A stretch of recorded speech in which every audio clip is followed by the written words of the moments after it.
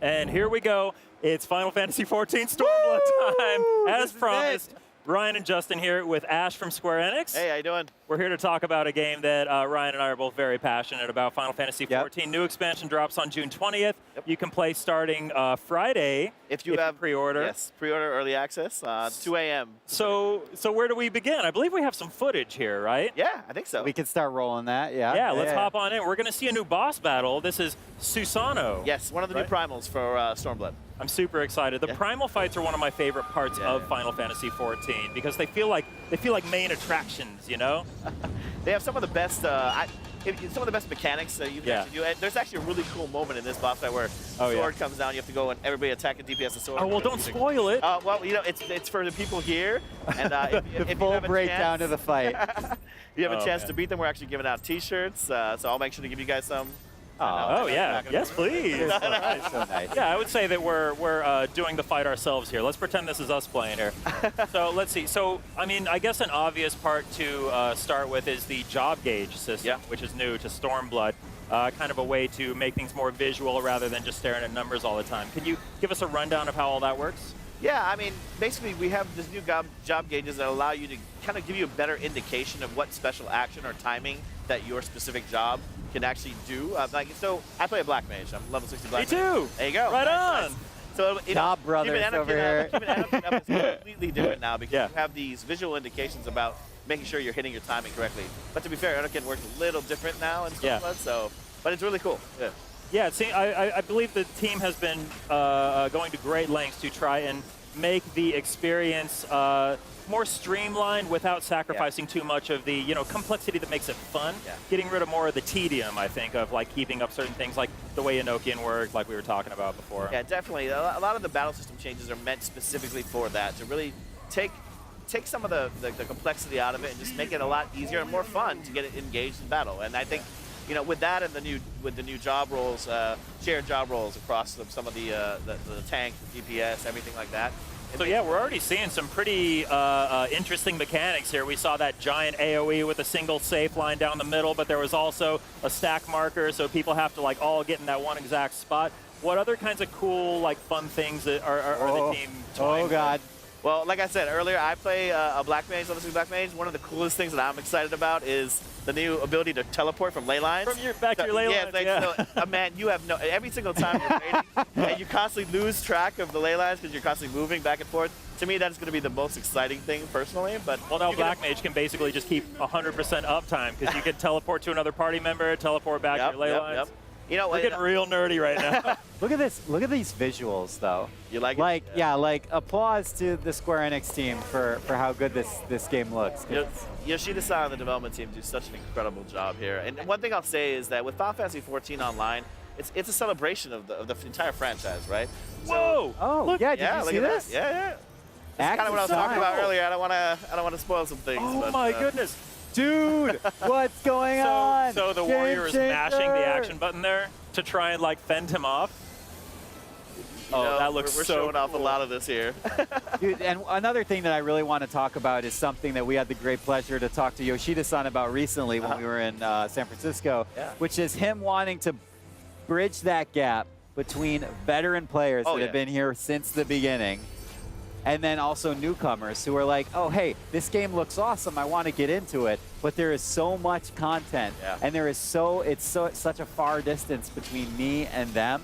And Yoshida-san really wants to bring that gap closer together, right? He is. I mean, there's a couple of things that are being done with Stormblood. At the launch of Stormblood, we're offering the ability to purchase a couple of items. One is the ability to skip the story from A Realm Reborn or A Realm Reborn and Heavensward. Not that you should. I don't actually think you should at all. But you can. That's the key. You don't have to, but you can. But you also have the ability then to purchase one of the level up for your jobs as well, up to level 60. I completely agree with what you guys are saying. To me, if you think about Final Fantasy XIV Online as, like I was saying earlier, kind of like a celebration of the franchise, the mainline story quest is something that is just as engaging as any other mainline story for a Final Fantasy game. Yeah, and then you're adding all of the elements of being an MMO around it with housing, with being able to have and customize your own airship, dungeons, raids, and the quality of life, stuff that goes with queuing for those things. And just an MMO life, basically, PvP. And combining that with this epic mainline story quest in Final Fantasy IV, like that any Final Fantasy has, and you guys saw with the art and the music, it really brings together two genres, the JRPG and MMORPG genres. Yeah. Well, it's important to note that if you do decide to skip the Realm Reborn and Heavenward story, all those cutscenes are still available for you to go watch, so you can still catch up on the story that way. Go to the end, go watch the Unending Journey. You can watch everything on there and catch up. I really suggest not doing it. Like, Yeah, I mean, because honestly, the story is so good. it really is. It really is, and all the fights are amazing. You're gonna miss out on all those great primals and everything. Yeah. You're like, look, we have these items, but I really want you to play the game. Speaking of playing games, Final Fantasy XIV Stormblood. Okay. There's a lot more than just job gauges, primals. You also have swimming and diving, which I didn't even get We haven't to. even talked about the big thing. Like, you have 2 new jobs, right? Of the course. Red Mage and Samurai. These are fan favorites of the franchise. So I think there's going to be a lot of people gravitating to both. Ever since Heavensward was announced, people were asking for Samurai and Red Mage, yeah. But tell us a little bit. I mean, I know you can't spoil a lot. Okay. Tell me a little bit about the swimming and diving, though, and like kind of what that adds to the mix. There's a lot there. It adds a lot of element of just creating an ambiance and travel to certain areas that you're supposed to be. Certain areas. You're being so careful. I appreciate it. There is no. I'm going to be very clear. There's no battling in underwater, but you're traversing through an area that can kind of create new motifs, new things that are more exciting for players that necessarily they didn't have the ability to do before. Again, I got to be really careful here, but you've seen some footage in the past, the media tour, that kind of hints towards some of the things like that, like dungeons or raids that could have that mechanic of swimming and diving in there. Okay, I get what you mean. Yeah. Basically, you're saying that I could go diving and just chill at the bottom of the sea. Sure. There's actually a new Just emote relax. where you just kind of like lay back in the water and just chill. Let's talk about emotes for a second. Yeah, let's get more of them. Oh, no. Ash, I want all the emotes. You just got to give me all of them all the time. We'll try to get as many of them as we can. Yeah. So Ash, Red Mage or Samurai first? What are you gonna roll? I'm actually going to stick with my Black Mage for a little bit. Yeah? I wanna try, honestly, I actually might switch to a Bard. Damn. I've been hearing so much, because the job changes to the Bard makes it so mobile. I love mobile DPS, so I'm thinking about switching over to the Bard. But if I were to choose between those two, it'd probably be Red Mage, because the hybrid nature of melee and DPS from afar, I think it's something I want to see how it's done in game pretty well. I've never seen it done before in 14 Online, so I'd love to see what it's like. Cool. Yeah. So one other thing, this is again maybe getting a little nerdy, but I have a little nerdy. I Are have, you sure? I have all past that point my here. I have all my gathering and crafting jobs at max level. Oh, wow. in-game gear, all that stuff. Yep. Is there? Oh, do he's you really know of hardcore. any changes that you're able to talk about coming to the crafting and gathering? I can't go into specifics, but there are new crafting spells, everything for all of the different ones that you leveled up to level 60, so you'll have plenty of time for that. One of the things that I've heard that everybody's asking about, there is new furniture, there's going to be new things, there's been 2 new residential areas as well, obviously. Shirogane. Yeah. I'm thinking about moving my house there. We haven't even talked about the most important part, in my opinion, is the story. I mean, going from, Of course. we came to that Alamigo for so long, and to be able to liberate Alamigo, and now also going to Othard, and you met Yugiri, you met Guset, you hopefully met Guset too in 3.55, 3.56. Who? What? And the lady in red, whose name I will not say. Well, it's this. I'm just So, I mean, you're able to actually kind of take this next step in the story that we've been building towards with a previous expansion and the base game that is going to take some really cool turns. So, yeah. Yeah, it's really cool. It feels like they've been kind of building up to this throughout the entire Heavensward story. They had Yugiri come in, and then it was like, oh yeah, I'm from Doma. By the way, Doma. Like, this is a place, like kind of planting that seed. Like, oh yeah, by the way, we're going there now. Right. Yeah, I mean, they were talking about Alamigo even back in the day. The very first time you went to... There's even like Little Alamigo, yeah. So let me ask you a very important question. Okay. Stormblood is out in Okay. this hypothetical situation, Okay. right? Stormblood's out. You're sitting at home. You're ready to play. What's literally the first thing you do when you start it up? Me, specifically? Change all my UI to the... Yes, the that's appropriate what I thing would do, want to too. I mean, like, I could just all the new job spells and actions, because there's a lot of changes to the battle system, obviously, with Stormblood coming out. And we talked about earlier, it is to streamline it, but it's going to allow for some change in the transition period for people to kind of get used to things, but it'll be much better for them when they actually start playing. Well, yeah, and it's going to, Yoshida-san at the event we were at a few weeks ago, he made a big deal about talking about how it's going to make things a lot easier for controller players. Definitely. Because things like if you get Stone 1 and then that upgrades to Stone 2 and Stone 3, you don't have to keep on putting that spell in different slots, it'll just automatically upgrade itself. Yeah, a lot of smart, intelligent changes like that. Lots And of you know, little, PlayStation Nation, this is for your controller players. Yeah.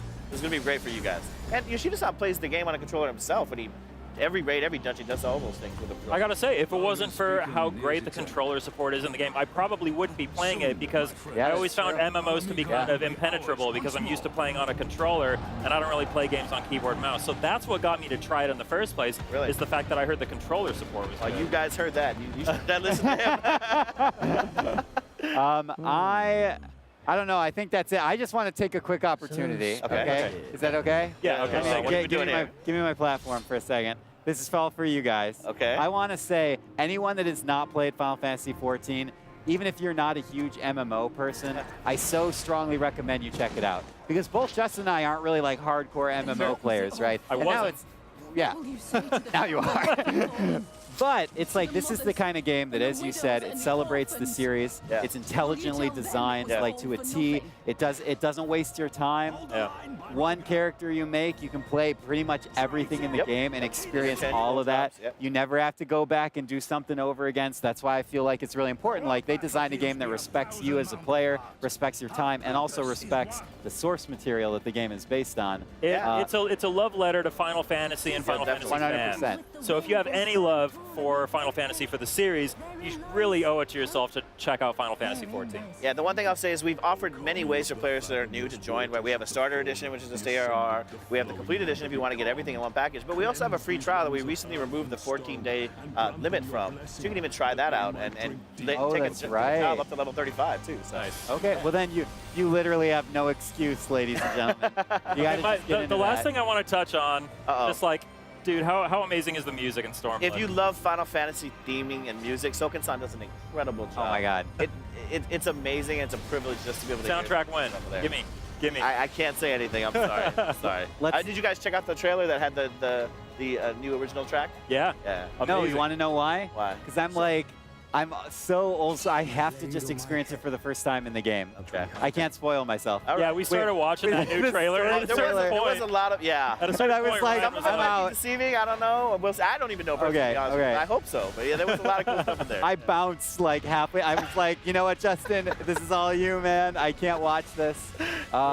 Justin, that's all I got, man. We should give a quick shout out to Yoshida-san and his team, though, watching, right? Yes, thank you, Yoshida-san, and the development team, for everything you guys do. Everybody back at Square Enix. I hope everybody in the community is ready for Stormblood's release. To be very honest, we love the community. The best word of mouth to getting, the best way of getting the game out to everybody else is word of mouth through the community. So Reddit community, Lodestone, NeoGaf, everywhere. We love you guys. So thank you so much. Awesome. Cool. Perfect rapper. So that's Final Fantasy XIV Stormblood. It's coming out June 20th, but you can start playing it early starting on this Friday, if you pre-order it. So go check that out. Again, obviously, Ryan and I are big fans, so we're going to recommend that. Are we? But yeah, that's about it for today's show. I think we're going to get everyone back out here to talk about, some of the highlights for today. So please stay tuned for that. We'll see you soon. Take care. PlayStation